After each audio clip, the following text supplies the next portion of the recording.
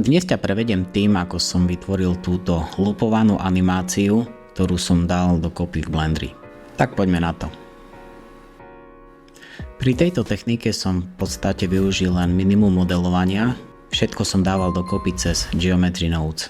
V takto komplexnej animácii by nemalo veľmi zmysel robiť to všetko manuálne, jednak by to zabralo strašne veľa času a výsledok by som takmer určite nevedel vyladiť tak, ako sa mi to podarilo v tomto prípade. Cez Geometry Nodes som si najprv vytvoril mriežku s konkrétnym počtom bodov na výšku a na šírku, ktorú som deformoval cez Displacement a Noise Texture. Ide o to, že práve tieto parametre budem v neskôršom štádiu používať na rozbehnutie animácie a fine-tuning výsledku. Na jednotlivé body tej mriežky som aplikoval tzv. Instance Object, ktorý si ako jednu z mála vecí musím reálne aj namodelovať. Ale v tomto prípade je to jednoduchá kocka so zaoblenými hranami. Tu som potom nastavil, aby sa objavila ako náhrada v každom jednom bode tej mriežky.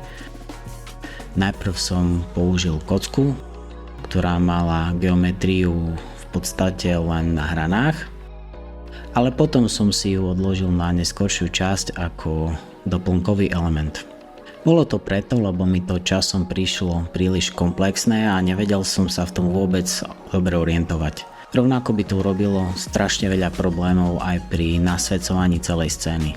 Chvíľu som s tým ale predsa len pracoval, no potom mi to došlo a zmenil som to. Túto mriežku s aplikovanou kockou ako instance objekt som následne nakopíroval, ale nie štandardne, lebo tak by mi množstvo tej geometrie, ktorá by vznikla, zahltilo výpočtový výkon a už by som s tým asi ani reálne nevedel pracovať. Tak som to urobil cez instance kópiu danej skupiny. Týmto spôsobom sú všetky ďalšie vytvorené geometrie už len ako odkazy na tú prvú, ktorú som namodeloval, a všetky parametre ťahajú práve od nej.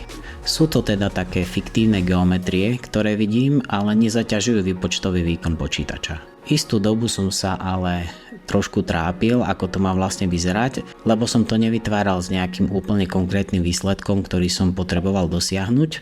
Pristupoval som k tomu tak pocitovo.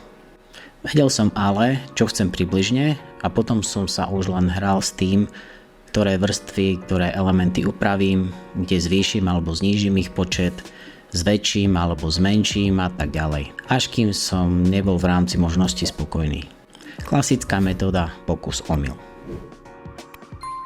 No a keď už som mal tú kvázi modelovaciu časť za sebou, tak som vytvoril kameru a snažil som sa nájsť nejaký vhodný plynulý pohyb, teda stanoviť nejakú rýchlosť a rotáciu tak, aby to vyzeralo dobre a aby to samozrejme dodržalo ten lupovací charakter celej scény. A práve v tomto momente som prišiel na to, že už je tam tej geometrie asi naozaj veľa, čo už som spomínal pred chvíľou, tak som trošku ubral. Čo to som povyhadzoval, alebo len znížil výskyt tých daných modelov.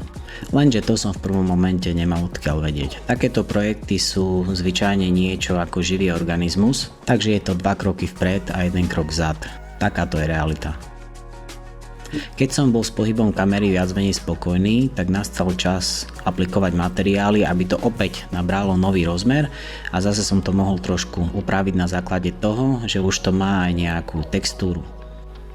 Tento krok sa už prelínal aj s nasvietením celej scény a hľadal som ten výsledný look, ktorý by celej scéne dodal tú správnu šťavu.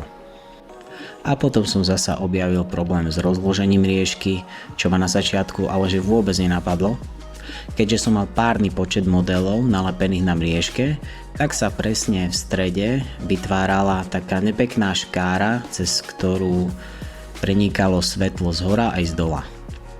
Bralo to veľa pozornosti, tak som sa vrátil v podstate na začiatok a jednoducho som len upravil počet bodov mriežky na nepárny počet, aby bola v strede kocka a nie medzera. Táto úprava ale nebola nejako dramatická, lebo som všetko robil cez instance objekty.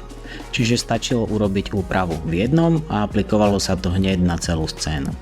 A keď už to bolo aj nasvietené, tak v prípade tejto scény si to priam pýtalo aplikovať aj nejaký atmosférický volume, pretože práve s týmto sa osvetlenie scény dostane na tú realistickejšiu úroveň. Vyzerá to proste krajšie, aj keď je to vypočtovo o poznanie náročnejšie. Na záver som si vygeneroval jeden style frame, aby som videl, ako to vyzerá v tej úplne finálnej kvalite. Bol som s tým spokojný, no potom som sa hneď vrátil do reality, keď mi nahodilo odhadovaný čas renderovania tejto animácie. Okamžite som si povedal, že takto to v žiadnom prípade a jednoducho som nahral celý súbor na online renderovaciu farmu. Tam jednoducho zaplatím zo pár eur a vyberiem si, akým engineom to majú urobiť a už som sa o to viac nestaral. Takto som to mal vyrenderované asi za hodinu, už mi len prišla notifikácia, že si to môžem proste stiahnuť. Ušetrilo mi to asi pol dňa, kedy by to renderoval môj počítač a tie 2 či 3 eurá, čo ma to stálo, v podstate ani nepovažujem za nejaký náklad. O jednu kávu menej za deň. A teraz sa môžeme ešte raz pozrieť aj na ten finálny výsledok.